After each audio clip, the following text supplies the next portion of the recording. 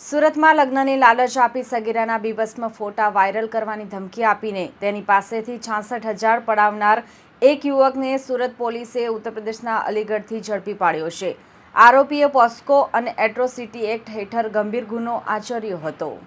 Police સૂત્રો પાસેથી પ્રાપ્ત થતી માહિતી મુજબ આ ઘટનાની શરૂઆત વર્ષ 2021માં થઈ હતી। આરોપી મોહમ્મદ જીશાન સફીર ઉર્ફ રહેમાન, જે કોસ્મેટિકની દુકાનમાં નોકરી કરે છે, તેણે સોશિયલ મીડિયા પ્લેટફોર્મ ઇન્સ્ટાગ્રામ દ્વારા ભોગ બનનાર સગીરાનો કોન્ટેક્ટ નંબર મેળવ્યો હતો। ત્યારથી આજ દિન સુધી સગીરાએ આરોપી સાથે ઇન્સ્ટાગ્રામ, ફોન, વોટ્સએપ કોલિંગ અને વિડીયો કોલ દ્વારા વાતચીત જાળવી રાખી હતી અને તેને લગ્ન કરવાની લાલચ આપી હતી।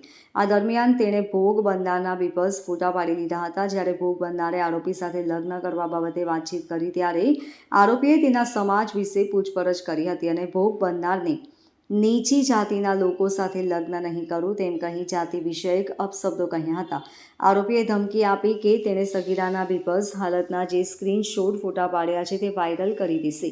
આ ધમકી અને ઇમોશનલ બ્લેકમેલિંગ કરી તેને સગીરા પાસેથી ટુકડે ઓનલાઈન માધ્યમથી પોતાના બેંક ખાતામાં ₹66,000 મેળવ્યા હતા। એટલું જ નહીં, આરોપીએ વધુ પૈસા મોકલવા માટે સગીરાને જાનથી મારી નાખવાની ધમકી પણ આપી હતી। આ સમગ્ર મામલે ભોગ બનનારના પરિવારે પોલીસમાં ફરિયાદ નોંધાવી હતી। સુરત પોલીસે ફરિયાદના આધારે તાત્કાલિક કાર્યવાહી હાથ ધરી હતી અને આરોપી ઉત્તર પ્રદેશમાં હોવાથી ત્યાં તપાસ મોકલી આપી હતી। પોલીસ ટીમે ઉત્તર પ્રદેશમાં અલગ જગ્યાએ તપાસ કરી ટેકનિકલ એનાલિસિસ અને હ્યુમન સોર્સિંગનો ઉપયોગ કરીને ગણતરીના કલાકોમાં જ આરોપી મોહમ્મદ જીશાનને અલીગઢ, ઉત્તર પ્રદેશ ખાતેથી ઝડપી પાડ્યો હતો। આરોપીને પકડી પાડી કાયદેસરની કાર્યવાહી કરવા માટે તેને સુરત લાવવામાં આવ્યો છે।